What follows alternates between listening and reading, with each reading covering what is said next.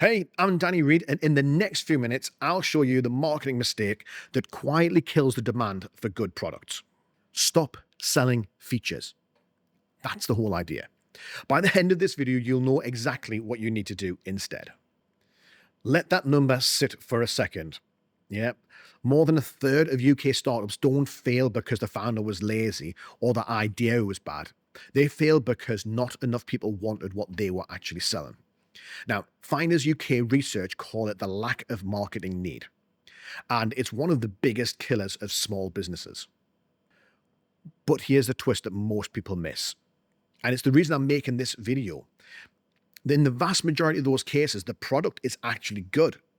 It worked. It solved a real problem. It solved a real thing.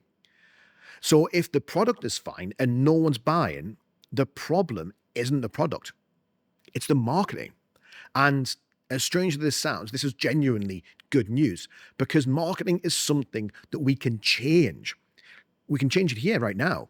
You don't need to completely rebuild your service or your product. So what is this mistake? Small businesses and freelancers and solo operators, they normally sell the product and the features and then hope that people buy on that merit alone. The copy on the website, it all leads with the features, the specs, and what's included. But here's the thing. People don't buy the thing itself. They buy the escape from the problem.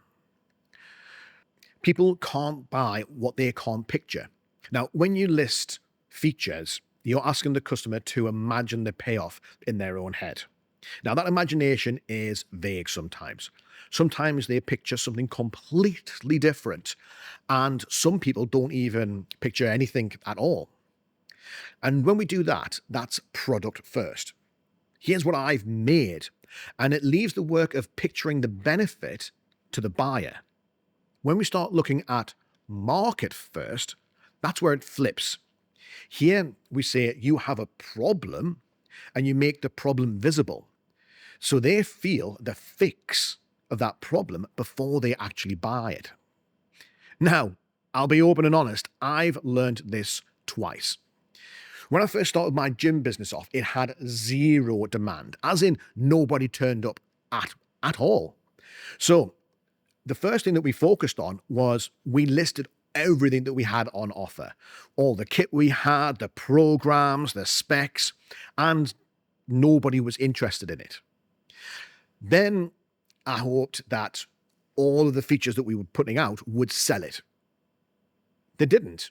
So I stopped talking about what we had and started asking questions instead. When people started to name their challenge, their main drivers and problems, we started to reflect those problems back at them and how the gym could help alleviate those problems and challenges. And then all of a sudden, the demand showed up. Now, the pushback I get always is, but my features are so good. Shouldn't people care about them?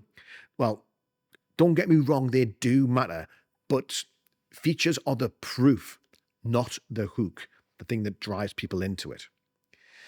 Lead with the problem. You earn the right to talk about the features once the customer sees their own pain in what you have said.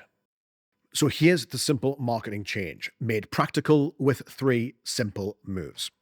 Number 1, name the pain. Write down the top pain your customers actually feel in their words, not in yours. Remember, this is about understanding the problems that your customers face, not what you assume. Okay, so find out what their pain is. Number 2, lead with it. Open every piece of marketing with that pain, not your feature list. Remember, it's about solving their pain points, not about the features that you have. Finally, number 3, make it seen. Ask a question that gets them to name the problem or show the before and after. Then, and only then, your features are the reason it works. You can't sell what people can't picture. Stop describing your product. Now remember, make the problem visible and then show your product removing it. Now, before we finish off, I want you to try this. I want you to open up your homepage on your website or your social media, and I want you to count how many lines or lists you have of features versus how many customer pain points or problems you're solving.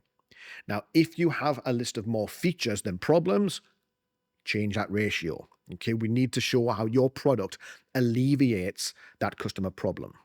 Okay, I'm Danny Reed, and subscribe for more marketing pains, not features. And I'll see you in the next one.